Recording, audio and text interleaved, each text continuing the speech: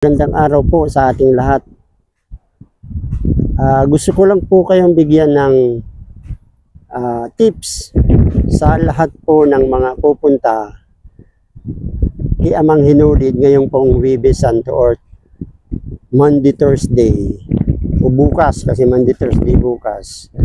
Yung po maglalakad na galing sa iba-ibang lugar gaya ng Naga City papuntang Calabanga, o pupunta kayo kay Amang Hinulid sa Calabanga, lalo na po yung mga maglalakad sa araw ng Huwebes.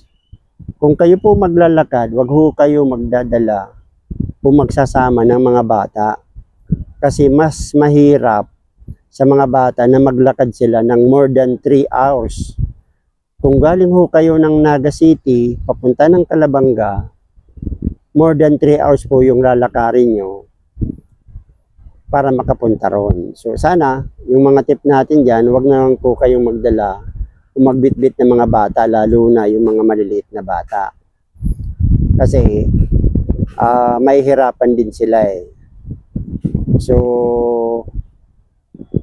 yun pong mga may dalang sasakyan, doon nyo na ipapark malapit doon sa sentro ng Calabanga at maglalakad na lang kayo papunta ng Hinulid.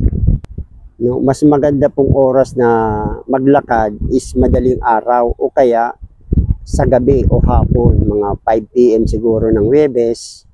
Pwede na kayong maglakad para makarating naman kayo sa Calabanga, hindi masyadong mainit. Wag ho kayong maglalakad ng umaga ng Huwebes ng umaga, kasi doon nyo mararanasan yung sobrang init. No, lalo na kung may mga kasama kayong mga maliliit na bata, mga ganun. Huwag ho kayo magkasama ng mga buntis, no, yung may sakit na baka mawalang malay sila dyan sa daan sa sobrang init, no, ng panahon.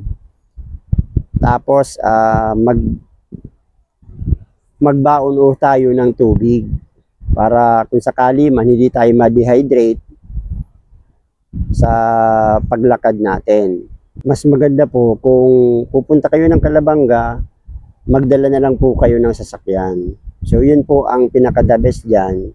Para kasi minsan kasi yung mga naglalakad, dagsa yung mga naglalakad na tao, yung sasakyan nyo pa uwi, pabalik ng Naga City, medyo mahirap na yung mga jeepney, no, punuan.